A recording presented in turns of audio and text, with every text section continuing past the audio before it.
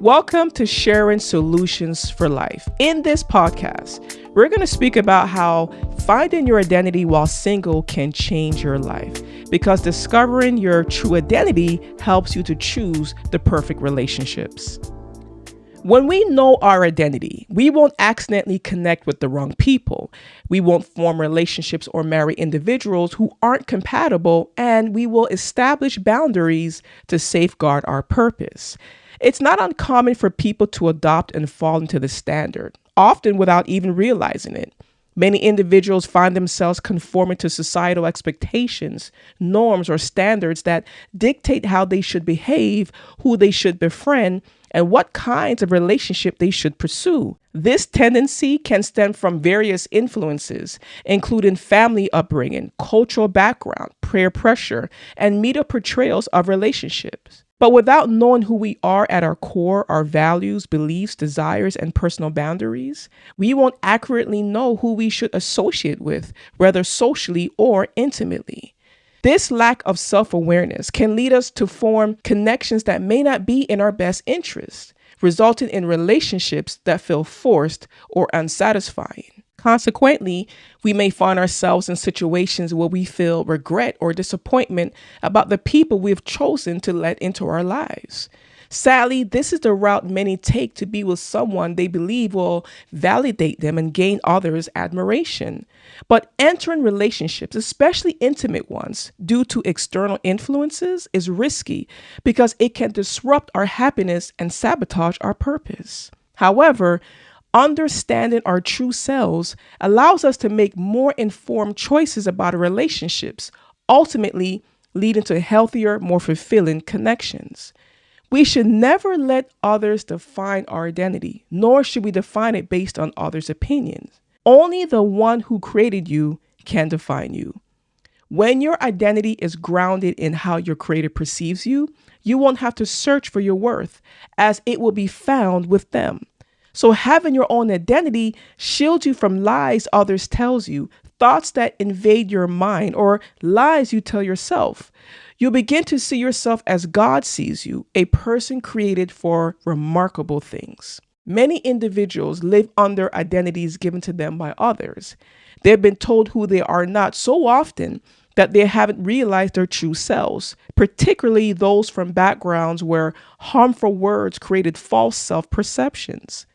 Our identities aren't defined by negative experiences, careers, educations, or social status. They're not our failures, successes, or stigmas, nor the identity assumed in relationships where we were considered worthless. They're not the negative persona formed due to societal judgments based on appearances or behavior, or the damaging words some of us heard in childhood.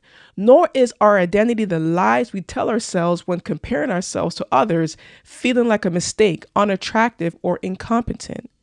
Our identity is who God says we are, and only the Creator can reveal the true nature of His creation. We were created for more than just working, playing, and dying. We were made for something greater. We were designed to have a relationship with our Creator, and through this bond, we gain wisdom and understanding of the purpose behind our life. Fulfillment is found through our relationship with our Creator, because without it, we will continually search for satisfaction. Also, with this relationship, we will discover how to love ourselves, identify true love from others, and witness examples of authentic love. Spending time with our designer will dismantle the walls of insecurity and self-hate, allowing us to see our worth and value. And this will help guide us on the right pathway in life and help us find the right people to go with us on our life's journey. We should seek God to understand our true identity, because while meeting everyone's expectations might be impossible, fulfilling God's expectations is achievable. Someone once said, understanding who we are is the door to the greatest treasure that God has for us. Now, there's a statement that says, birds of a feather flock together. This means that we are influenced by those we associate with. Parents often warn their children to be mindful of the company they keep because they know how easily one can be influenced by the people they spend the most time with. And as it is with people, so it is with God. Spending time with God reveals one's identity as they start to see themselves through His eyes, especially since we are made in His likeness. The more we connect with God, the more we become like Him and discern who should be in our life. Never compromise your authenticity for approval, because the more secure you are in yourself, the better prepared you'll be for your true self. And once you discover your identity, you'll love yourself entirely. Your identity shapes who you are and cultivates your purpose. And discovering or rediscovering it prevents self-devaluation or becoming a replica of someone else. Not knowing your identity can create or feed insecurity. Insecurity is like wearing blinders when looking in a mirror. It prevents you from seeing your true self. However, discovering your identity brings a positive mindset and behavior. So let your true self shine. While you're in your single season, you have the opportunity to uncover your identity and live authentically with your Creator. And the purpose of a relationship with God isn't about what you see, but what He sees in you. This has the potential to transform your life forever. When you understand what being a child of God means, you won't settle for any kind of relationship. You'll find that settling for anything less than the best in your relationships becomes increasingly unacceptable. As a believer, you are a child of the Most High King, and as such, you are privileged to receive the finest of the finest.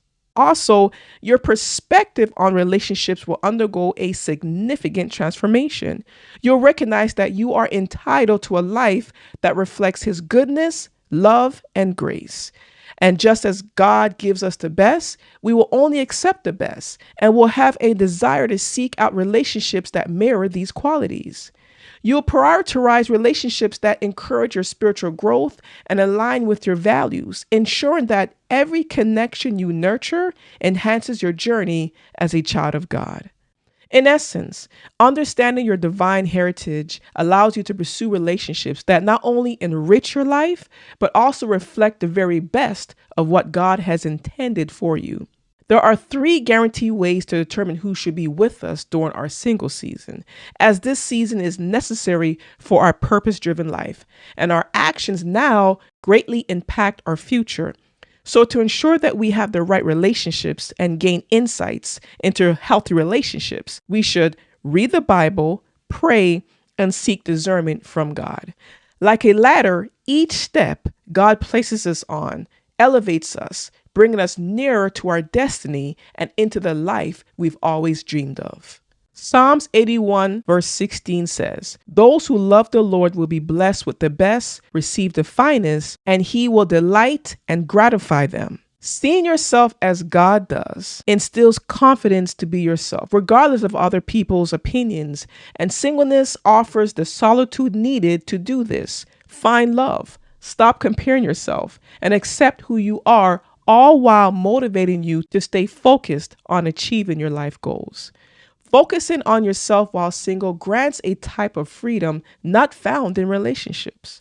Therefore, take advantage of this period to embrace and celebrate your uniqueness and see how it fits into your life's purpose. Lastly, use your season of singleness to discover your identity so you can live with confidence.